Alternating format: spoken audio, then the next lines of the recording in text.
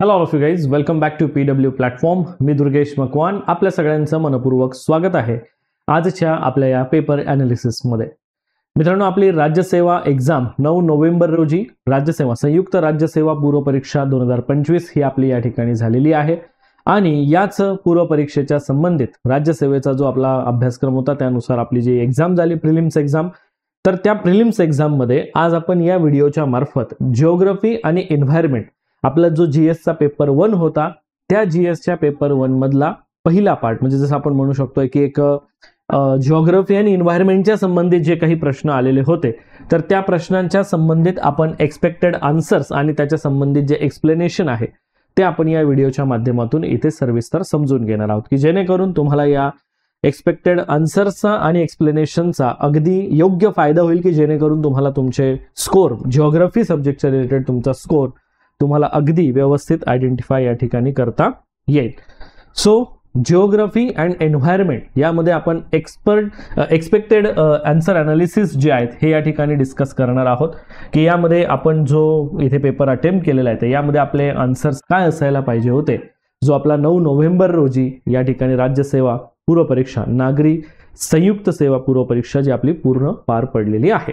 Okay, so आता काय करूया आपण, की एक एक प्रश्न जो आहे यामध्ये आपण थोडंसं सविस्तर माहिती आणि त्या प्रश्नांच्या संबंधित सविस्तर उत्तरं जे आहेत हे आपण या ठिकाणी जरा व्यवस्थित लक्षात घेऊ, म्हणजे तुम्हाला त्याची क्लॅरिटी मिळेल. पहिला प्रश्न होता आपण या जिओग्राफी संबंधित 2011च्या जनगणनेनुसार कोणत्या केंद्रशासित प्रदेशामध्ये अनुसूचित जमाती म्हणजे काय, शेड्यूल्ड ट्राईब. आलं लक्षात? ओके, सो शेड्यूल्ड ट्राईब लोकसंख्येची टक्केवारी सर्वाधिक आहे असा आपल्याला हा प्रश्न आहे, की जेणेकरून आपल्याला युनियन टेरिटरीच्या संबंधित आपल्याला इथे माहिती दिलेली आहे. तर यामध्ये पहिला ऑप्शन जो होता चंदीगड, तर याच्या संबंधित आपल्याला काही असा ऑफिशियल इन्फॉर्मेशन म्हणजे अनुसूचित जमातींच्या संख्येसंदर्भात तिथे दिलेला नाहीच आहे. दुसरं आपलं जे आन्सर होतं ते म्हणजे लक्षद्वीपमध्ये हेच जर प्रमाण आपण बघितलं तर हे 94.8% एवढं आपल्याला बघायला मिळतंय आणि हे 2011च्या जनगणनेनुसार आपण बघू शकतो. राहिला विषय दादर नगर हवेलीचा, तर या ठिकाणी 51.95% दादर नगर हवेलीचं प्रमाण आपल्याला बघायला मिळतं. आणि राहिला विषय दिल्लीचा, तर दिल्लीमध्येही असा काही ऑफिशियल डेटा आपल्याला दिसत नाही की ज्यामध्ये अनुसूचित जमातींची संख्या ही प्रॉम्प्टली दिलेली आहे, असं काही पॉईंट इथे दिसत नाही. त्यामुळे आपलं करेक्ट आन्सर जर आपण या ठिकाणी बघितलं तर आपलं करेक्ट आन्सर आहे ऑप्शन बी, लक्षद्वीप हे या प्रश्नाचं करेक्ट उत्तर येईल. ठीक आहे, पुढे आता हे जे आपण प्रश्न बघतोय हे आपण सेट सी प्रमाणे बघतोय बरं का. ओके, सेट सी प्रमाणे. मग त्यामुळे तुमचे जे पण काही प्रश्नानुसार आन्सर चेक करा, क्वेश्चन नंबरनुसार आन्सर नका बघू. तर डायरेक्टली तुम्ही प्रश्न व्यवस्थित बघा आणि मग मी त्याचं एक्सप्लेनेशन जे देतो ते तुम्ही समजून घ्या.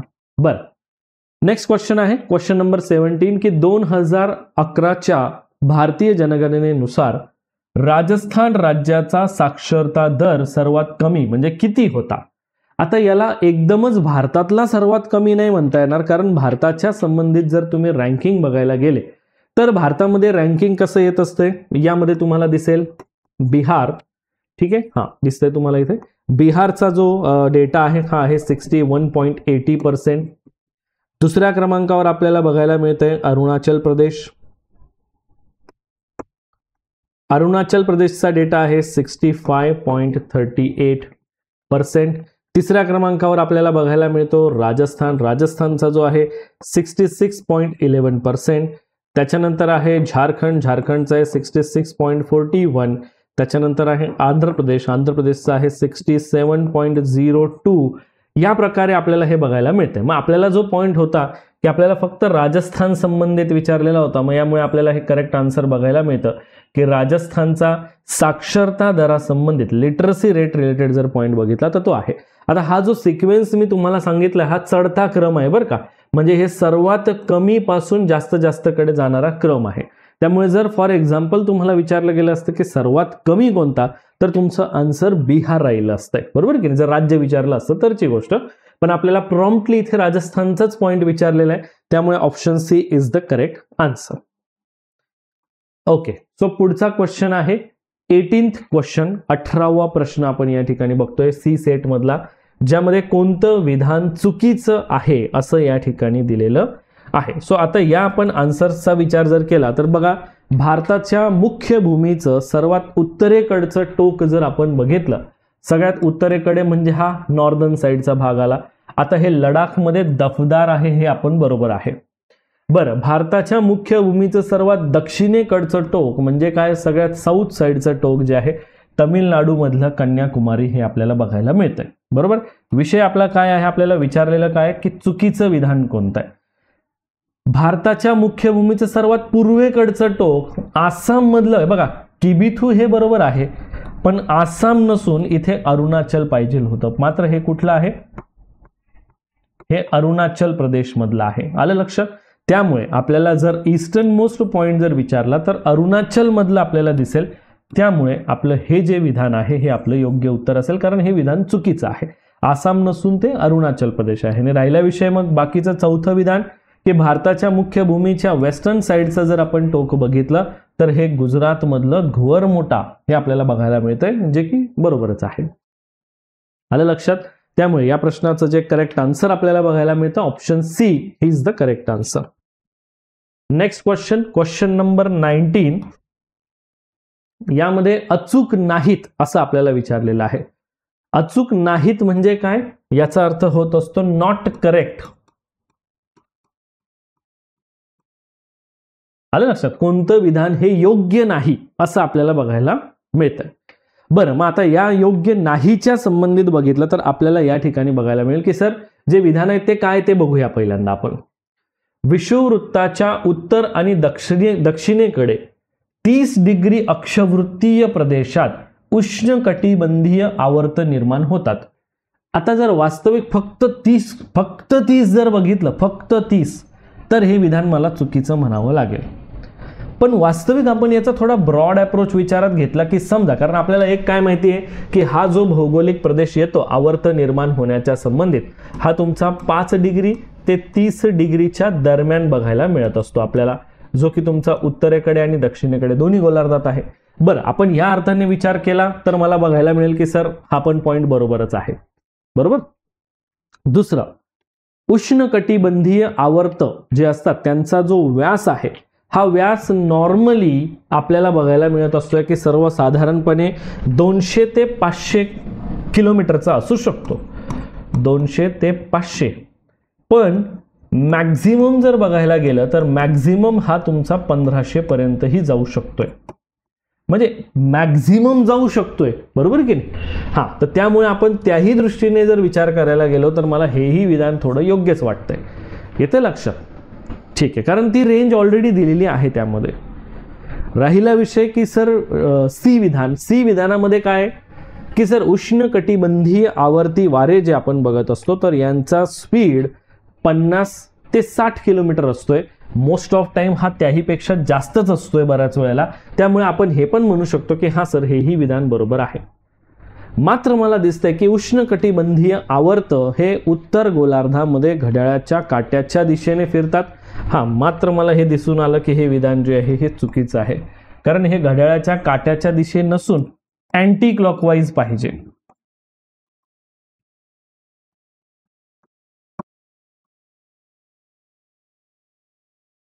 अँटी क्लॉकवाईज फिरतात. आलं लक्षात.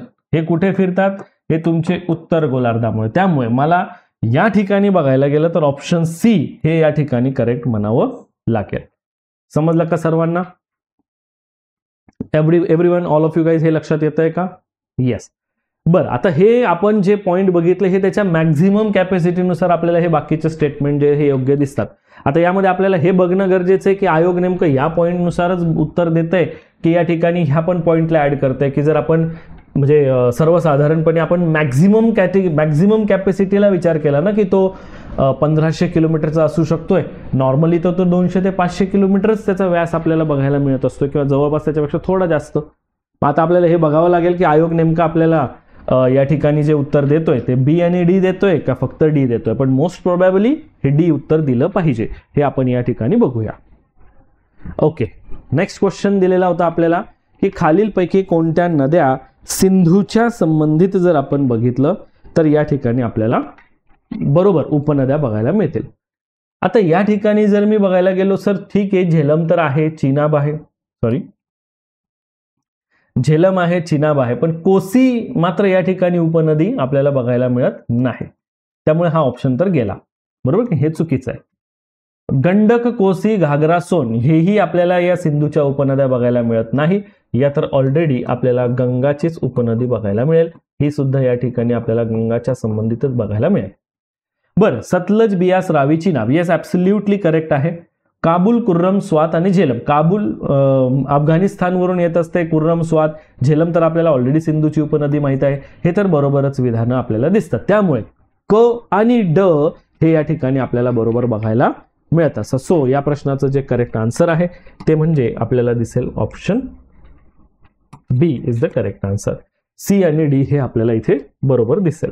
खरं सांगायचं झालं ना तर ज्योग्राफीचे क्वेश्चन जर तुम्ही व्यवस्थित नोटीस केलेले असतील तर तुम्हाला जाणवेल की हे प्रश्न अगदी नेक्स्ट लेवल पण नव्हते, काही म्हणजे काही प्रश्न सोडले तर, पण काही अगदी ऑन एन ॲव्हरेज बेसिसवर आपल्याला दिसत. त्यात आपल्याला आयोगाची नेहमीची पद्धत आपण बघतो, लोकसंख्येवर खूप जास्त प्रश्न यायला लागलेले आहेत, बरोबर की नाही.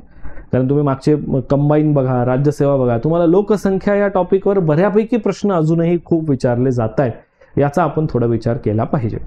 समजते. आणि जसं की आपण या नद्या उपनद्यांची जेव्हा रचना बघतो तर त्यात आपल्याला हे पण बघतो ना आपण की त्याच्या उपनद्या कोणत्या आहेत, उजव्या बाजूच्या कोणत्या, डाव्या बाजूच्या कोणत्या. सो त्यानुसार थोडासा हा जो एक भाग येतो हाही आपण इथे लक्षात ठेवायचा की प्रश्न जे आहेत हे कसे तयार होत आहेत. ठीक आहे. बरं, पुढचा प्रश्न आहे की भारतीय घटक राज्य, क्वेश्चन नंबर 21, की भारतीय घटक राज्य, केंद्रशासित प्रदेश व त्यांचं लिंग गुणोत्तर यांच्या जोड्यांचा पर्याय निवडा. आता मला एक सांगा, आपल्याला एक गोष्ट माहिती आहे की केरळच्या बाबतीमध्ये सर्वात जास्त आपल्याला लिंग गुणोत्तर बघायला मिळतं, कारण केरळचं लिंग गुणोत्तर सेक्स रेशो ज्याला आपण म्हणत असतो हा 1084 आपल्याला एवढा बघायला मिळतोय. ठीक आहे. बरं, दुसरं, आता सर पहिल्याचं उत्तर तिसरं आहे, म्हणजे आपल्याला या ठिकाणी काय दिसून आलं की पहिल्याचं उत्तर तिसरं जे आहे यावरून एक अंदाज तर लावता आला ना की सर हा कन्फर्म आहे की हे उत्तर आपलं या ठिकाणी बरोबर येणार आहे, कारण बाकीचा पॉईंट तर तिथे रिलेट होत नाहीये ना. चला ठीक आहे, तरी पण आपण बघूया की बाकीचे पॉईंट बरोबर येत आहेत का. म्हणजे बऱ्याच वेळेला काय होतं की जोड्या लावाच्या संबंधित तुम्हाला एक पॉईंट त्यातला परफेक्ट माहिती राहिला की तुम्ही अगदी इझिली उत्तर काढू शकतात. बघा आता तामिळनाडूचं लिंग गुणोत्तर किती येणार मग या ठिकाणी 996.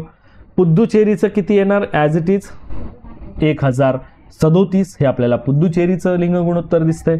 आंध्र प्रदेशच्या बाबतीत बघितलं तर आंध्र प्रदेशच्या बाबतीमध्ये आपल्याला 993 हे या ठिकाणी लिंग गुणोत्तर दिसतंय. सो अगदी बेसिक लेवलला आपल्याला हा पॉईंट जो आहे हा इथे बघायला मिळत असतो, त्यामुळे हे लक्षात ठेवा. बरं, आता इथे अजून एक विशेष घटक आहे. 1000च्या प्लस आपल्याला फक्त हे दोनच पॉईंट दिसत असतात बरं का, हे ऑलवेज लक्षात ठेवा. 1000 प्लस फक्त एक राज्य आहे आणि केंद्रशासित प्रदेश आहे, एवढेच आहेत, बाकी दुसरे कोणतंच नाहीये. ओके. Next question. पुढचा प्रश्न होता की भारतीय द्वीपकल्पाच्या सीमेवरील बंगालचा उपसागर की जो आपल्याला पूर्व बाजूला बघायला मिळतो आणि अरबी समुद्र की जो आपल्याला वेस्टर्न साईडला बघायला मिळतो, तर या संदर्भात खालीलपैकी कोणत्या कारणाने वादळांची निर्मिती होत असते. आता मला सांगा, वादळाची निर्मिती होण्यासाठी यामध्ये आपल्याला वायुदाबामध्ये सगळ्यात जास्त फरक निर्माण होणं गरजेचं. मग तो केव्हा होत असतंय, तापमान कमी होऊन हवेचा दाब वाढतो तेव्हा होईल का, नाही.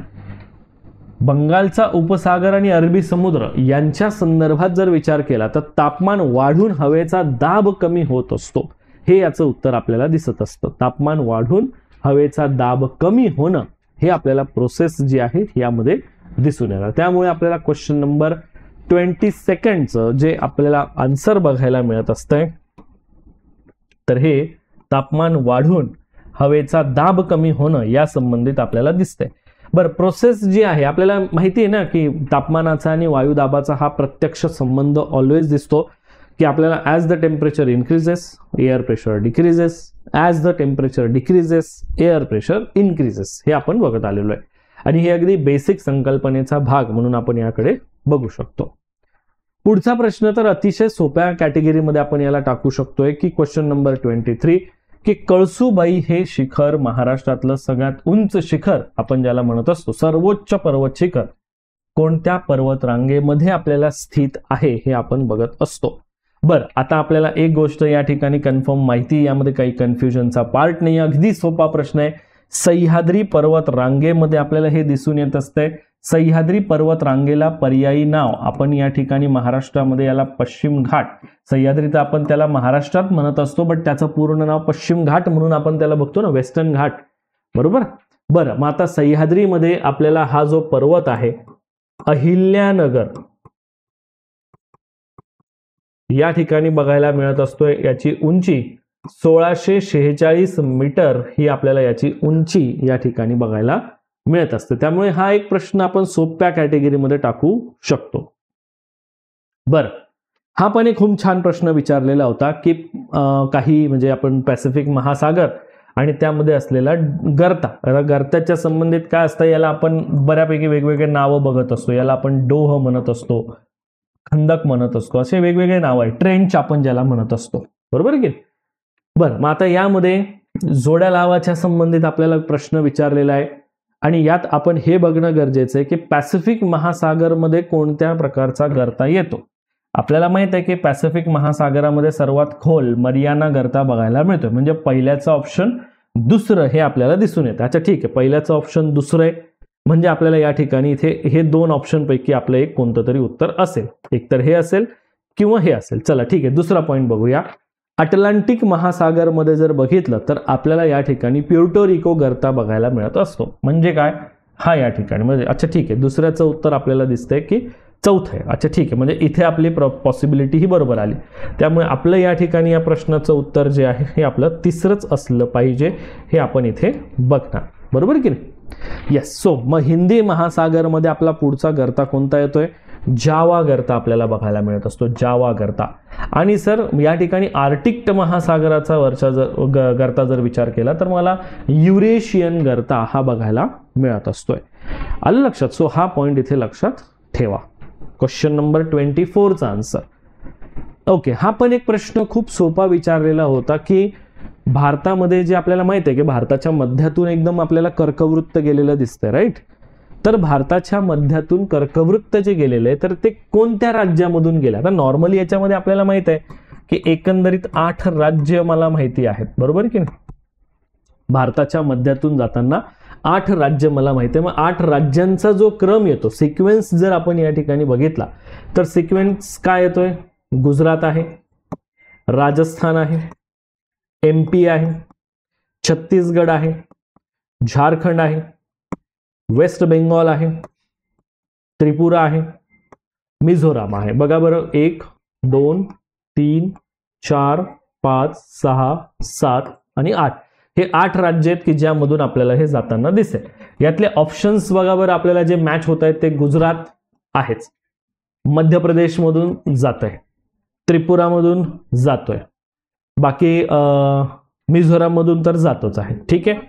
आता या ठिकाणी जे ऑड वन आउट आहे बघा, या ठिकाणी बाकीच्या ऑप्शन्समध्ये जर बघायला गेलो तर इथे महाराष्ट्रात जात नाही, इकडे तुम्हाला दिसेल की बिहारचा संबंध नाही, बरोबर की नाही, आणि इकडे पण बिहारचा संबंध नाही. मग पहिला आपला आन्सर जो आहे हा या ठिकाणी बरोबर येतो. सो गुजरात, मध्य प्रदेश, त्रिपुरा आणि मिझोराम हे आपल्याला या ठिकाणी दिलेला सिक्वेन्स. आलं लक्षात. ठीक आहे. सो हे पॉईंट आपण बघतो आणि ऑलरेडी तुम्हाला हे पण माहिती आहे की आपण या पूर्ण पार्ट्सला डायग्राम बेसिसवर आपल्या इंडियाच्या एक्सटेंट आणि लोकेशन या सेशनमध्ये हा टॉपिक जो आहे हा आपण बघितलेला आहेच. पुढचा प्रश्न बघा. भारतातले बायोस्फिअर रिझर्व आणि या बायोस्फिअर रिझर्वची स्थापना कधी झाली तर त्या संबंधितचा आपल्याला हा एक इम्पॉर्टंट पॉईंट आपल्याला बघायला मिळेल. बरं चला, मॅच द पेअर मध्ये काय असतं की 1-2 तरी ऑप्शन माहिती असले तरी आपण उत्तर जे आहे हे व्यवस्थित इथे देऊ शकतो. बरं, निलगिरीची जी काही स्थापना झालेली आहे ही आपल्याला 1986 मध्ये झालेली बघायला मिळते. अच्छा ठीक आहे. पहिल्याचं उत्तर जर चौथं जर इथे आलेलं आहे तर पहिल्याचं उत्तर चौथं दर्शवणारा मला फक्त एकच ऑप्शन दिसतोय यामध्ये, बरोबर आहे का. त्यामुळे मला मोस्ट 99% प्रोबॅबिलिटी हीच आहे की या ठिकाणी आता आन्सर हेच असेल. बरं चेक करूया आपण की सर पहिल्याच ऑप्शनवरून 99 कसं म्हणतायत तुम्ही. बघा ना, सुंदरबनची जी स्थापना आहे ही 1989 मध्ये झालेली आहे.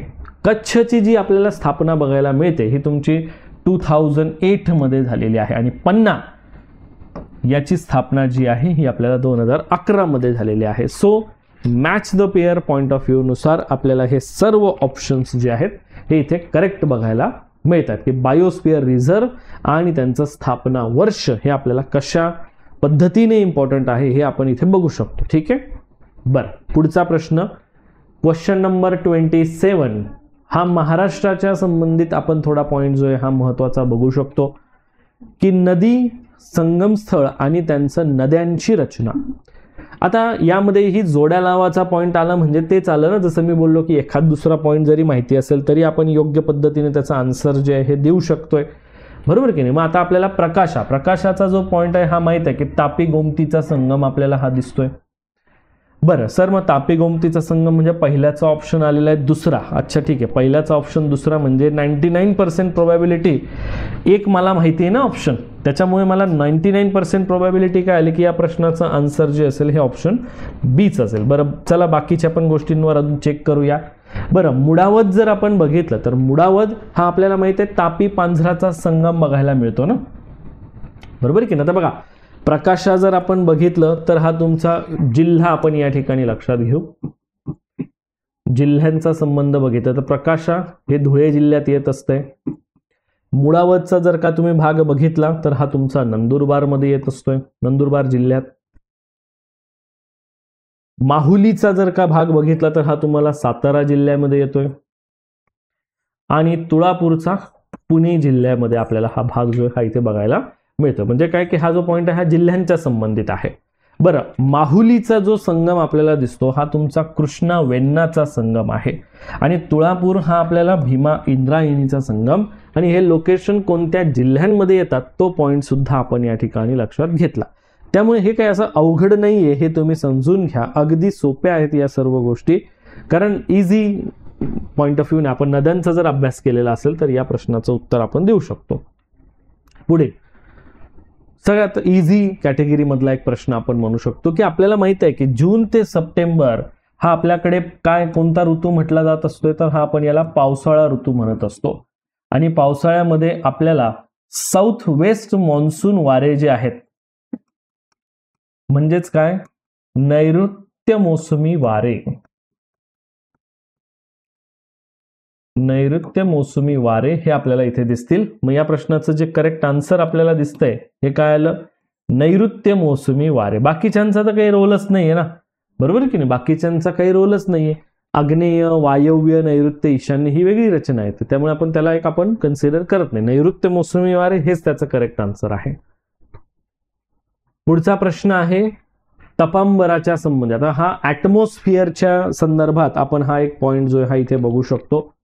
आता आपल्याला तपांबर हा सगळ्यात खालचा लेअर असतो हे आपल्याला माहित आहे, कारण आपल्याला एक गोष्ट काय कन्फर्म आहे,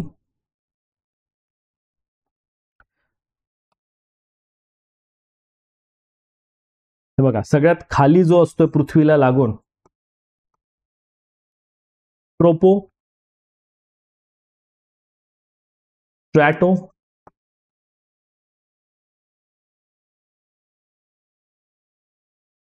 थर्मोस्फिअर, ट्रोपोस्फिअर, स्ट्रॅटोस्फिअर, मिझोस्फिअर, थर्मोस्फिअर, एक्झोस्फिअर. इथे काय होत असतंय, तापमान जे आहे हे कमी होतं, इथे जे आहे हे वाढतंय, इथे परत कमी होतंय, इथे परत वाढतंय, इथे परत वाढतंय. हे काय सांगतोय मी तुम्हाला, हे टेम्परेचर डिग्री सेल्सिअस मधलं मी तुम्हाला सांगतोय. ट्रोपोस्फिअर मध्ये सामान्यतः उंची बरोबर तापमान कमी होतंय. अच्छा ठीक आहे, आपल्याला काय विचारलंय, बरोबर विधान विचारलंय ना, बरोबर.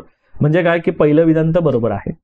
दुसरं की तपांबर हे सूर्याकडून लघु तरंगाच्या रूपात येणाऱ्या सौर प्रारणाच्या शोषणाने नव्हे, सूर्याकडून येतात कोणत्या वेव्स, कोणत्या स्वरूपामध्ये आपल्याला सोलर इन्सोलेशन प्राप्त होत असतंय, तर हे आपल्याला शॉर्ट वेव्स बघायला मिळत असतात.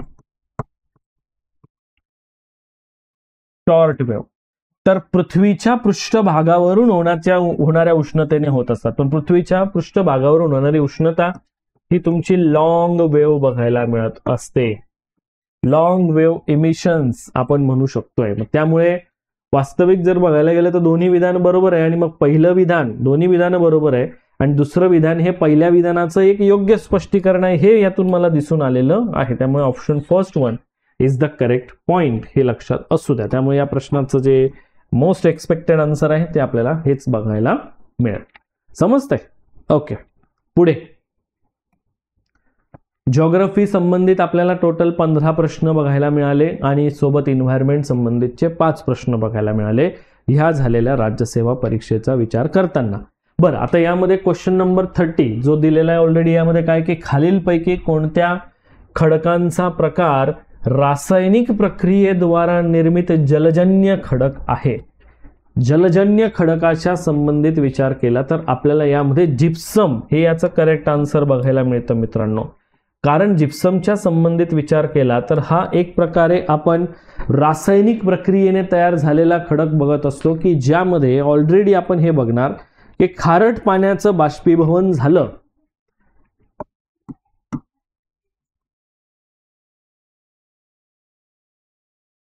खारट पाण्याचे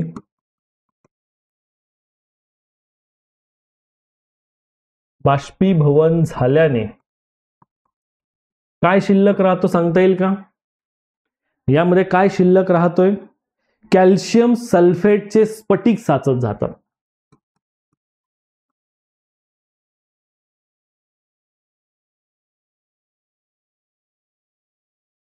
कॅल्शियम सल्फेटचे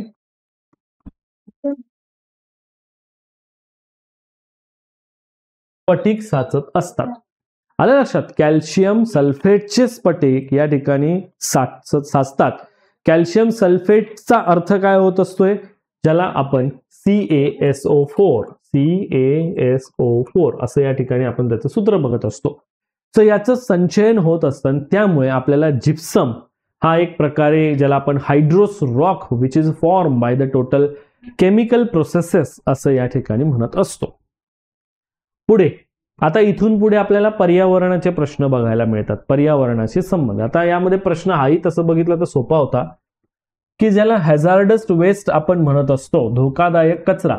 धोकादायक कचरा व्यवस्थापन, हाताळणी आणि सीमापार वाहतूक या संबंधित नियम जो 2008चा आहे, या अनुसार हे धोकादायक कचऱ्याच्या सीमापार वाहतुकीशी संबंधित आणि भारताच्या कोणत्याही भागातून धोकादायक कचऱ्याच्या वाहतुकीची परवानगी देणारं एक नोडल मंत्रालय. नोडल मंत्रालयाचा अर्थ काय होत असतोय, एक प्रमुख विभाग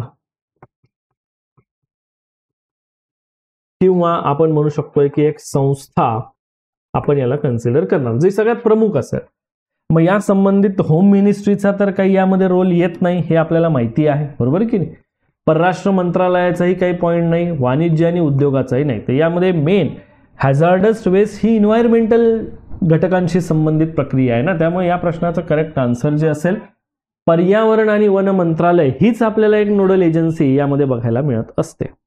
हीच आपल्याला एक प्रमुख एजन्सी म्हणून इथे विचारात घ्यायची आहे, हे लक्षात असू द्या. नेक्स्ट क्वेश्चन नंबर 32 जोड्या लावा. जोड्या लावाच्या संबंधित तुम्हाला मी एक सिंपल पार्ट सांगितलेला आहे की जे अगदी इझी लक्षात घेता येतं आपल्याला. बरं, मला एक गोष्ट सांगा की पाण्यातले हे जे काही फॉस्फेट खतं असतात हे काय करतील बरं. आता बघा, फॉस्फेट जसं की आपण याचा वापर जो आहे हा अनेक चांगल्या गोष्टींसाठी म्हणजे पिकांना वाढवण्यासाठी आपण NPK देत असतोय, नायट्रोजन, फॉस्फरस आणि पोटॅशियम. तर ते कशासाठी देत असतोय की जेणेकरून त्यांचं पोषण झालं पाहिजे.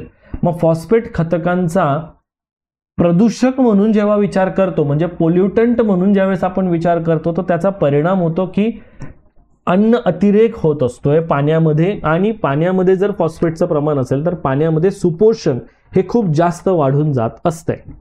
म्हणजे मला एक गोष्ट कन्फर्म आहे की पहिल्या ऑप्शनचं योग्य आन्सर जे आहे हे चौथं आहे. त्यामुळे इथे एचं चौथं फक्त मला एकाच ठिकाणी दिसतंय. म्हणजे मोस्ट प्रोबॅबिलिटी काय आली या ठिकाणी, पॉसिबिलिटी तर ही आहे की सर याचं आन्सर हे बीच असलं पाहिजे. ठीक आहे, बाकीच्या गोष्टी चेक करून घेऊ. बरं, मग यामध्ये हवेमध्ये असलेला मिथेन हा काय करतो. मिथेन तर आपल्याला असंही माहिती आहे की सर हा ग्लोबल वॉर्मिंगसाठी कारणीभूत ठरत असतो. आणि पाण्यामध्ये असलेले जे पण काही आर्टिफिशियल डिटर्जंट घटक असतात, अपमार्जके ज्याला आपण म्हणत असतो, तर याचा परिणाम काय होतोय की यामुळे पाण्यामध्ये ऑक्सिजनची पातळी जी आहे, ज्याला आपण जैव रासायनिक ऑक्सिजनची पातळी जी आहे ही वाढते.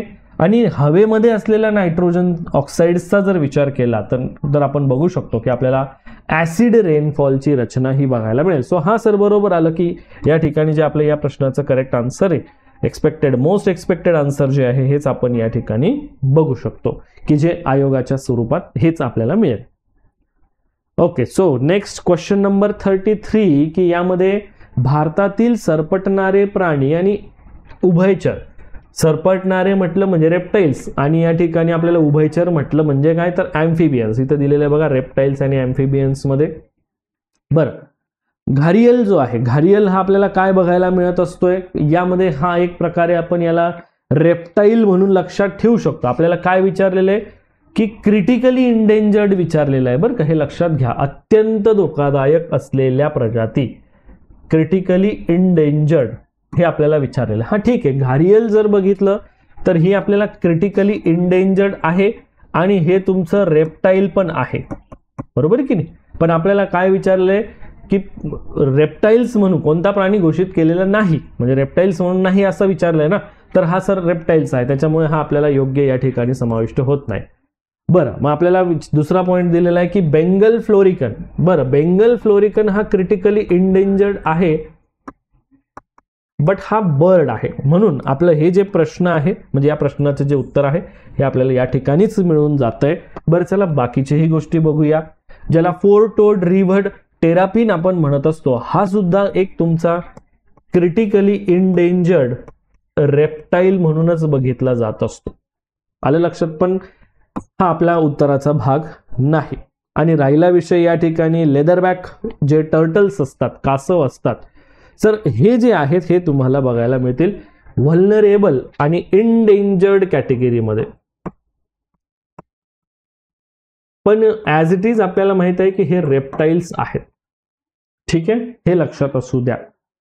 समजलं का सर्वांना? हे या प्रश्नाचं correct answer, expected correct answer हे आपल्याला इथे दिसून येणार. ठीक आहे सर.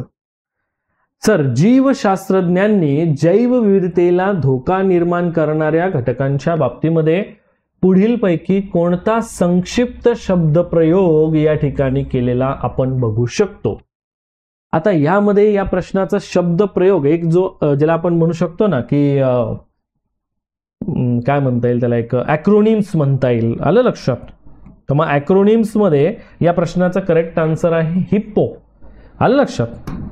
आता हे काय पॉइंट आहे, HIPPO, यामध्ये जर तुम्ही बघितलं त्याचा फुल फॉर्म काय येत असतो, या फुल फॉर्मचा विचार केला तर हा जो H आहे,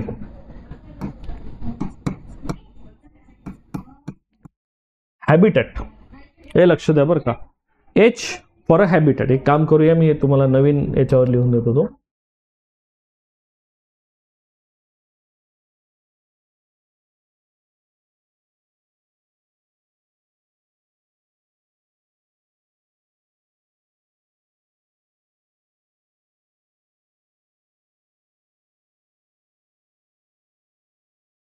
H मीन्स काय, हॅबिटॅट लॉस. I म्हणजे इन्व्हेजिव्ह स्पीशीज.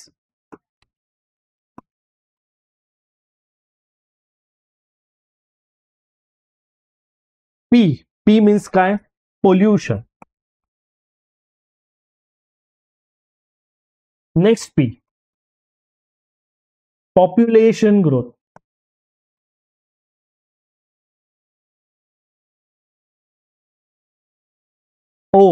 O मीन्स काय, ओव्हर एक्सप्लॉयटेशन.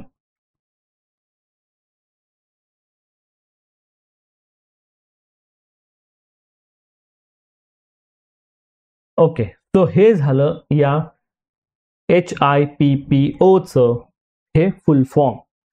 आलं लक्षात सर्वांना? हे झालं त्याचं एक फुल फॉर्म.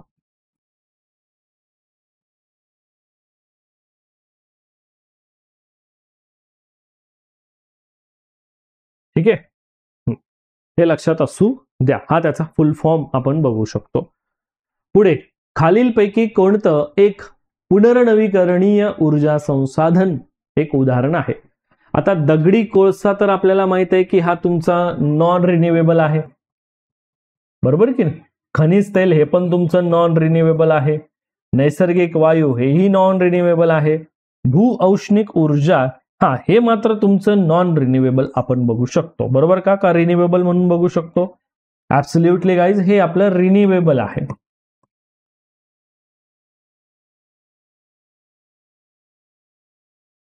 रिन्यूएबल. आलं लक्षात? हे आपल्याला रिन्यूएबल म्हणून या ठिकाणी लक्षात ठेवता येईल. सो हे आपल्याला पूर्ण ह्या पर्टिक्युलर राज्यसेवा परीक्षेच्या संबंधित आपण सर्व त्याचे एक्सपेक्टेड आन्सर्स जे आहेत हे या ठिकाणी आपण विथ डिटेल अनालिसिस जे आहे हे बघितलेले आहेत. आय होप सो 9 नोव्हेंबर रोजी झालेली जी आपली राज्यसेवा पूर्व परीक्षा होती, तर या राज्यसेवा पूर्व परीक्षेमध्ये तुम्हाला जिओग्राफी आणि एन्व्हायरमेंट या संबंधित या प्रश्नांचे सविस्तर आन्सर्स आणि त्याचं एक्सप्लेनेशन अगदी व्यवस्थित या ठिकाणी समजलेलं आहे. नक्कीच तुम्ही यावरून तुमचा स्कोअर काढू शकतात आणि पुन्हा आयोगाची जी ही आन्सर की येईल त्यावरूनही तुमचा एक फायनलाइज स्कोअर तुम्हाला समजून जाईल. सो भेटूया आपण आपल्या नेक्स्ट सेशनमध्ये ऑल ऑफ यू गाईज, आणि व्यवस्थित अभ्यास करत राहा. पुढे आपली मुख्य परीक्षेची तयारी आपल्याला अगदी व्यवस्थित करायची आहे आणि PWच्या प्लॅटफॉर्मवर यासाठी तुम्हाला सर्व बॅचेसही उपलब्ध असतील, तर ज्याचा तुम्ही नक्कीच फायदा घ्यायचा आहे. ठीक आहे. So thank you so much all of you guys. भेटूया नेक्स्ट सेशनमध्ये. जय हिंद.